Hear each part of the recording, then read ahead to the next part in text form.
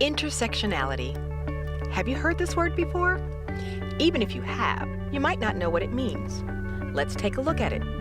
The first part's easy enough. Intersection, a place where things come together.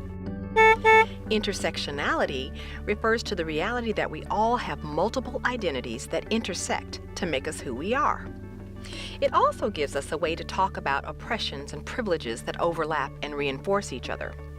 This term dates back to the 1980s and legal scholar Kimberly Crenshaw. She noticed that we didn't have an effective way to talk about how the experiences of Black women are different from the experiences of Black men and of white women. How? Black women endure both gender discrimination and racial discrimination. Over the last 30 years, scholars, educators, and activists have expanded the use of the word intersectionality to talk about identities beyond race and gender. Let's look at a few examples. Jerry has a disability, and his family lives below the poverty line. He is the oldest of 10, which requires him to do a lot of caregiving, and sometimes keeps him out of school. No one in the school counseling office has talked to Jerry or his parents about his plans for after graduation.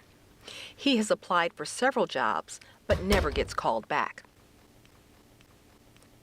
Fatima is Muslim and recently came to the United States from Somalia. She finds that many people at her school make assumptions about her values and abilities before they speak to her. Many of her classmates think she shouldn't be at their school at all. Greta comes from an affluent family. Both her parents and grandparents went to college, and her father owns a successful business.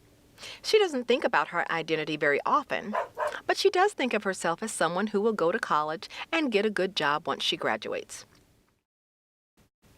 Think about Greta's situation as opposed to Fatima's or Jerry's. Fatima and Jerry are members of marginalized groups. They don't get to choose whether or not to think about their identities. Greta, on the other hand, can ignore intersectionality if she wants to. Life isn't the same for everyone, even for people who share identity characteristics. By adopting an intersectional lens, we have a better opportunity to understand why and to change the institutions that help and harm us based on who we are. Want to learn more? Read our story, Teaching at the Intersections, in the summer 2016 issue of Teaching Tolerance magazine.